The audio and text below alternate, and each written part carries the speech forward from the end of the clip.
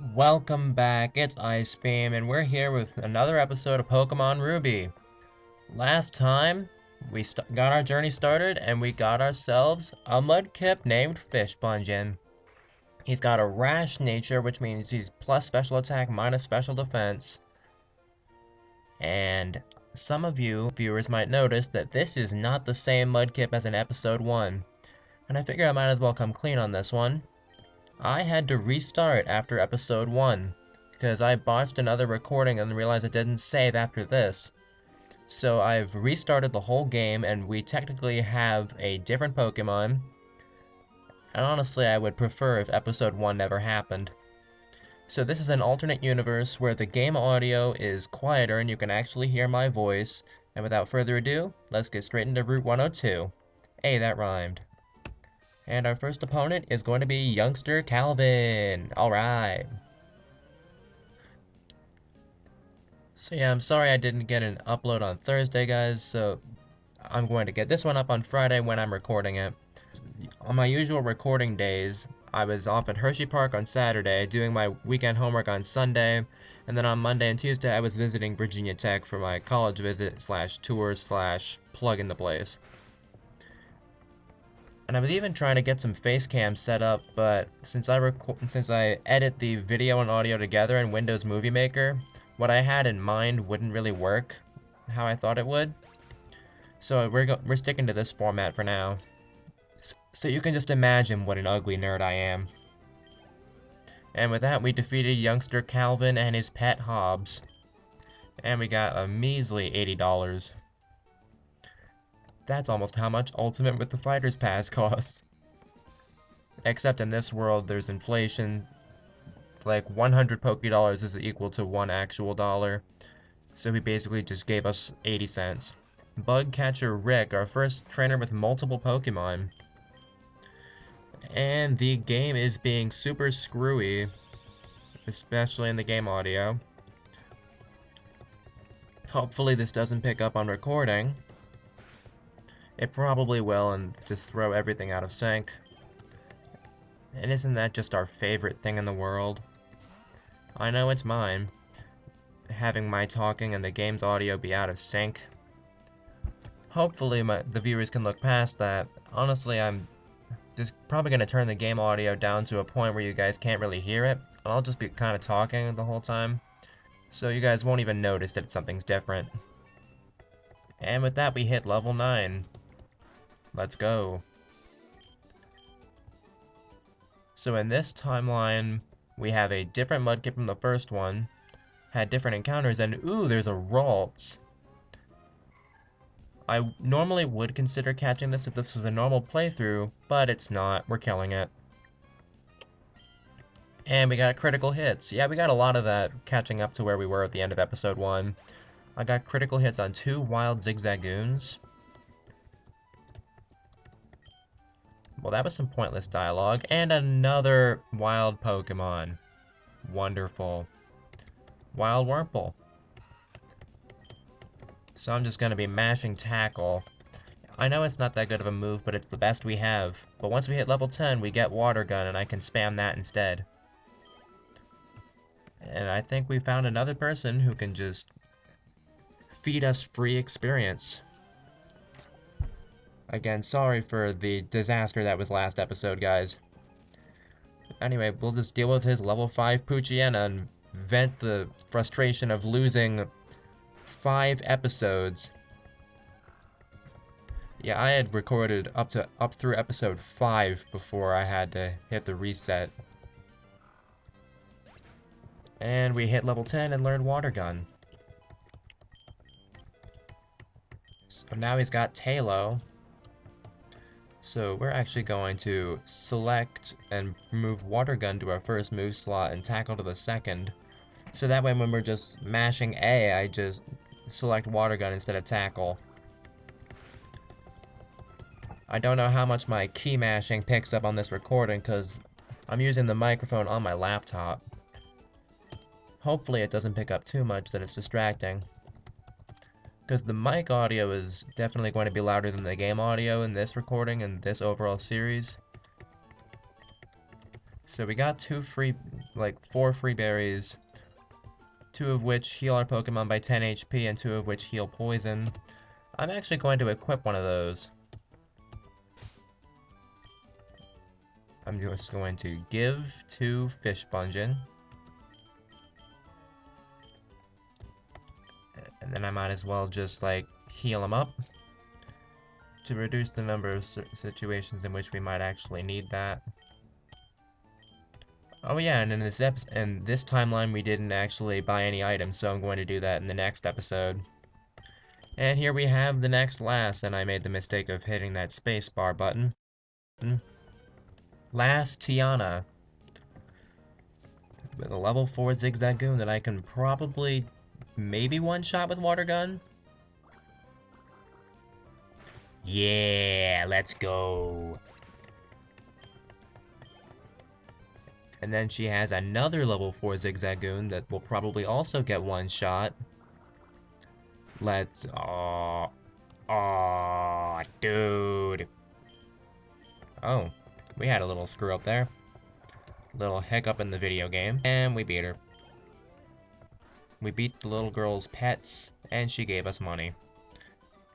Ideal. So let's just heal up at the Pokemon Center, then I'll buy some potions and head over to the gym. We're in Petalburg City. This is probably one of the more important locations in this game, because we will be coming back here later for required story progression. But first, into the mart. Let's see what we can get. Let's get ourselves some potions. I'll take 7 of these. And repels.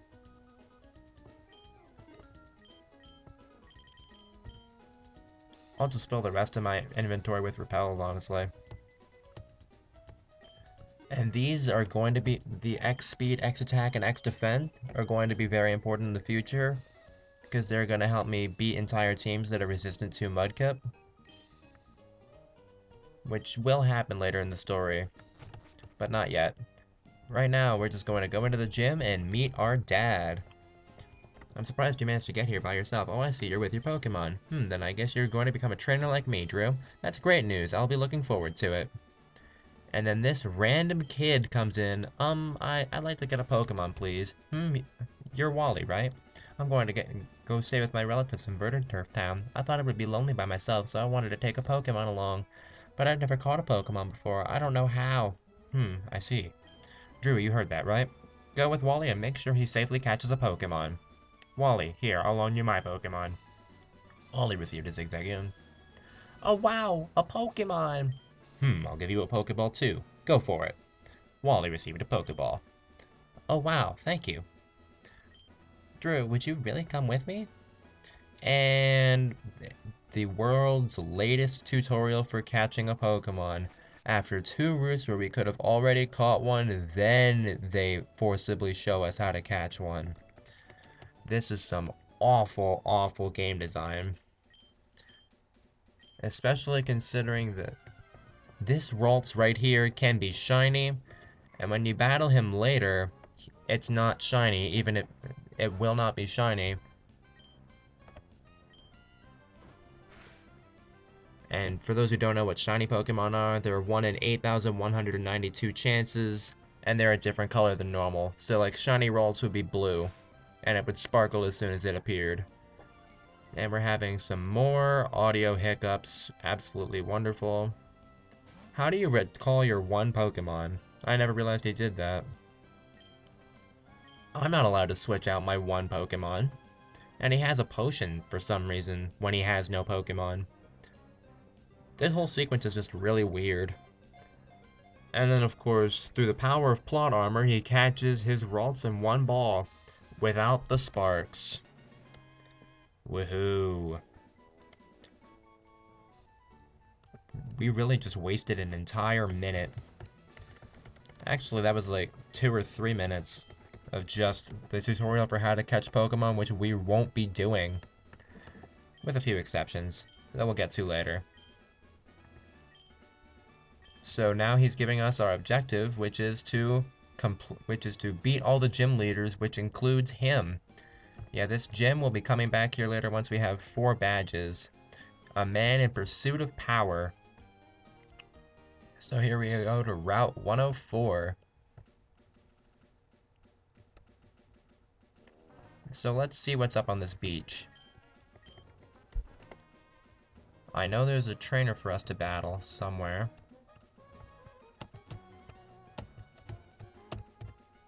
There he is. Leaving footprints in the sand is so fun. Yeah, I changed my mind about not reading all the dialogue. Or at least most of it. Youngster Billy. Billy. And now we're just gonna spam tackle, because C-Dot is the first of these troublesome grass types we'll be encountering on this playthrough. Yeah, grass types are Fish Bungeon's kryptonite. Except for this one, he sucks. This is part of why I wanted to play Ruby version, because this one has C-Dot instead of Lotad in the wild, so I have to encounter fewer grass types. Whereas if I were playing Sapphire, this challenge would be a little bit harder than it already is. And now we have a level 8 Talo. This guy actually has a competently leveled team. And I will be doing I'll be doing almost exclusively the required trainers, beating the others on the side for experience. But I just needed something to pan out this episode time, because I'm gonna cut it in front of the woods.